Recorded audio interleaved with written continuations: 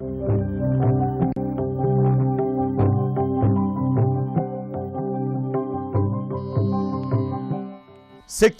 చెందిన మరో రూపం తలుపులమ్మ అమ్మవారు.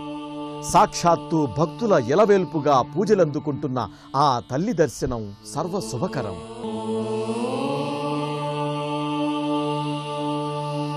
శ్రీమాత శ్రీ మహారాజ్ఞి శ్రీమత్ సింహాసనేశ్వరి చిదగ్నికుండ సంభూత దేవకార్య సముద్యత ఉద్యద్భాను సహస్రాభ చతుర్బాహు సమన్విత రాగస్వరూప పాశాఢ్య క్రోధాకరాంకుశోజ్వల అంటూ తలుపులమ్మ అమ్మవారి నామస్మరణతో మారుమ్రోగుతున్న దివ్యక్షేత్రం తలుపులమ్మలోవ.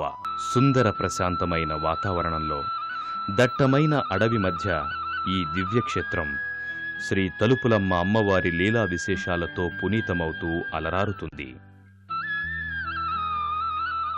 భక్తులచే అత్యంత మహిమాన్వితమైన క్షేత్రంగా నిత్య నీరాజనాలందుకుంటున్న ఈ దివ్యక్షేత్రం తూర్పుగోదావరి జిల్లా రాజమండ్రికి 100 కిలోమీటర్ల దూరంలో, తుని పట్టణానికి సుమారు 10 కిలోమీటర్ల దూరంలో ఉంది.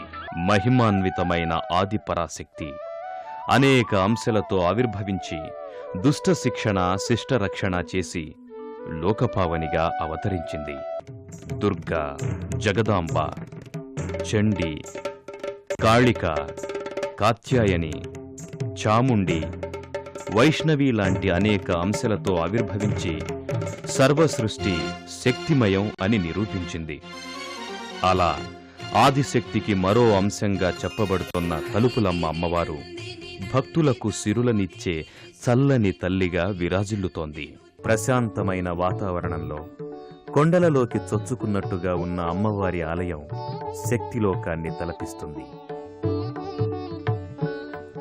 అత్యంత మహిమాన్వితమైన క్షేత్రంగా, కోరిన కోర్కెలు తీర్చే కల్పవల్లిగా విరాజిల్లుతున్న తలుపులమ్మ అమ్మవారి గర్భాలయ ప్రాంగణంలోకి చేరుకున్న భక్తులు అక్కడి వాతావరణాన్ని స్వయంగా వీక్షించి మైమరచిపోతారు.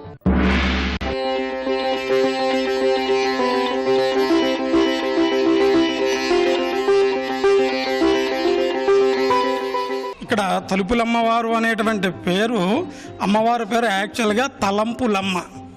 తలంపు అనేటువంటి పేరు అమ్మవారికి రావడానికి సుమారు 300 సంవత్సరాలకి పూర్వం ఈ ప్రాంతవాసులు ఎవరైనా సరే ఆపద సమయంలో తలుచుకుంటే అమ్మవారు సాక్షాత్కరించి ఒక పాపలా వచ్చి వాళ్ళ మంచి చెడ్ల కోరికలు తీర్చేవారట. అందుకు తలంపులమ్మ అని చెప్పేసి పిలుచుకునేవారండి. 2 కొండల మధ్య లోయలో అమ్మవారు వెలిసారు కాబట్టి లోయ అనేటువంటి దాన్ని లోవగా మారిందండి.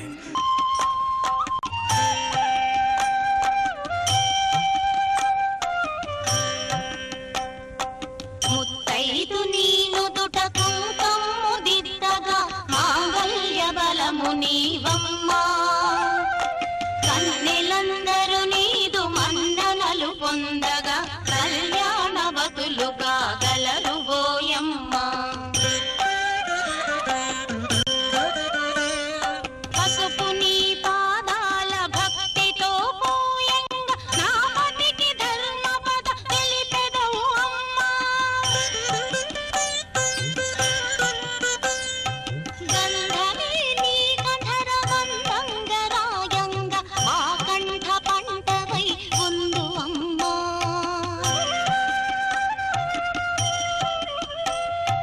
తాంబూల వాయనము తీసుకుని మాకు సిరులు సౌభాగ్యములు సగెదవు అమ్మా.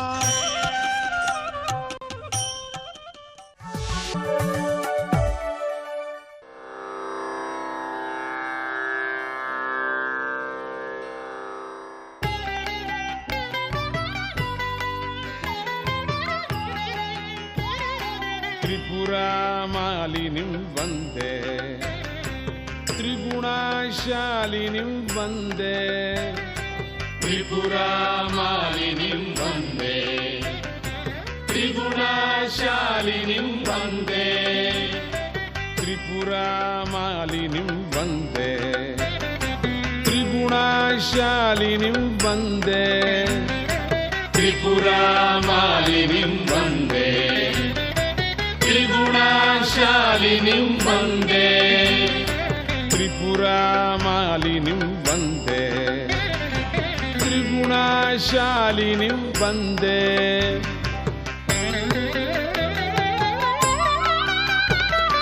వైరాజాక్ష ప్రచయే నానా విషయ కృతికా వైరాజాక్ష ప్రచయే నానా విషయ కృతికా వైరాజాక్ష ప్రచయే నానా విషయ కృతికా వైరాజాక్ష ప్రచయే నానా విషయ కృతికా త్రిపురామాలినిం వందే త్రిగుణశాలినిం వందే త్రిపురామాలినిం వందే త్రిగుణశాలినిం వందే త్రిపురామాలినిం వందే త్రిగుణశాలినిం వందే త్రిపురామాలినిం వందే త్రిగుణశాలినిం వందే అంతర్దశారే చక్రే రక్షాకరాఖ్యే చ లసితాం అంతర్దశారే చక్రే రక్షాకరాఖ్యే చ లసితాం రౌద్రాకారం దశేణ సర్వాంకుశముద్రాత్తాం రౌద్రాకారం దశేణ సర్వాంకుశముద్రాత్తాం త్రిపురామాలినిం వందే త్రిగుణశాలినిం వందే త్రిపురామాలినిం వందే త్రిగుణశాలినిం వందే త్రిపురామాలినిం వందే త్రిగుణశాలినిం వందే త్రిపురామాలినిం వందే త్రిగుణశాలినిం వందే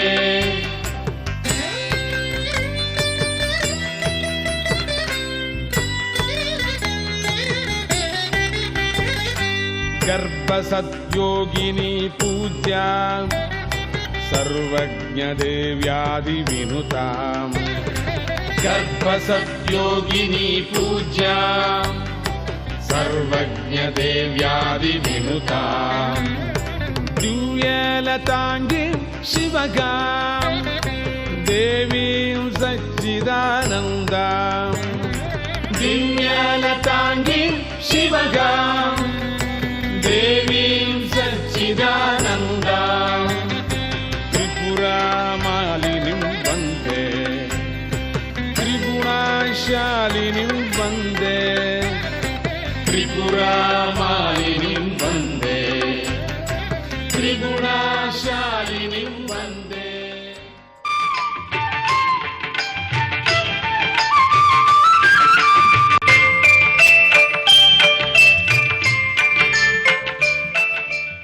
నవరాత్రి 3వ రోజు దుర్గి లక్ష్మి అవతారం.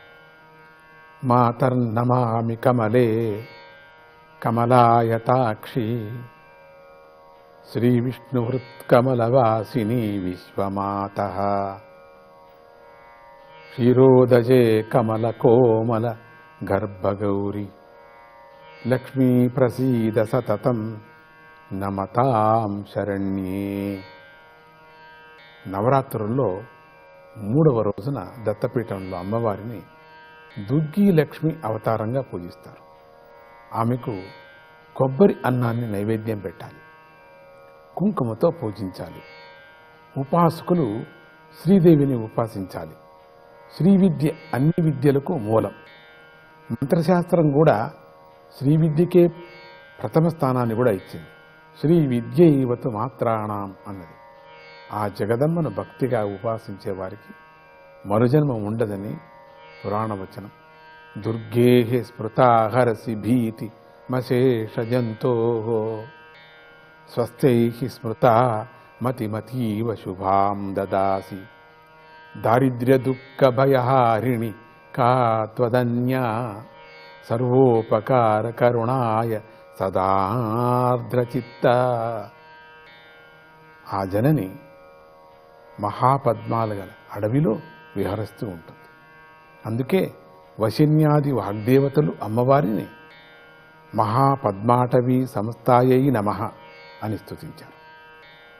అమ్మ రూపమైన లక్ష్మీదేవి పద్మపీఠం మీద ఉండి చేతిలో పద్మాలు పట్టుకొని ఉంటుంది. ఆమె జగత్తనంతా 3 శక్తులతో నడుపుతుంది. అవే ఇచ్ఛాశక్తి, జ్ఞానశక్తి. అంటే ఇచ్ఛాశక్తి, జ్ఞానశక్తి, క్రియాశక్తి. ఇచ్ఛాశక్తి, జ్ఞానశక్తి, క్రియాశక్తి స్వరూపిణి అని లలితా సహస్రనామం.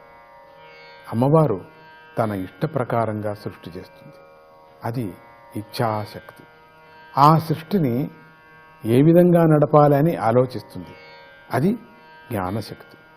ఆ జ్ఞానశక్తిని కార్యరూపంగా నడిపిస్తుంది. అది క్రియాశక్తి. ఇలా ప్రతి అణువులోనూ ఈ శక్తులు పనిచేస్తూ ఉంటాయి. వాటికి సర్వాధార శక్తిగా అమ్మ ఉంటుంది. జగత్తే స్వరూపంగా గల ఆ తల్లి మాత్రం ప్రతి అణువులో కూడా వ్యాపించి కాపాడుతూ ఉంటుంది. కనుకే ఆమెను శాశ్వత్యై నమః అని ప్రార్థించారు.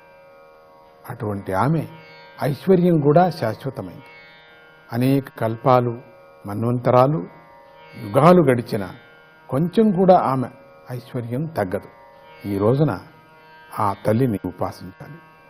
అలాగే ఈ రోజున నవదుర్గలలో 3వ అవతారమైన చంద్రఘంటాదేవిని పూజించాలి. పిండజ ప్రవరారూఢ చండకోపాస్త్రకైర్యుత ప్రసాదం తనుతే మహ్యం చంద్రఘంటేతి విశ్రుత.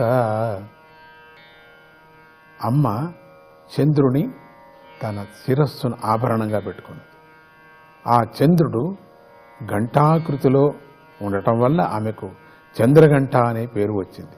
సాధకుడి మనస్సు ఈ రోజున మణిపూరక చక్రం మీద ఉంచాలి.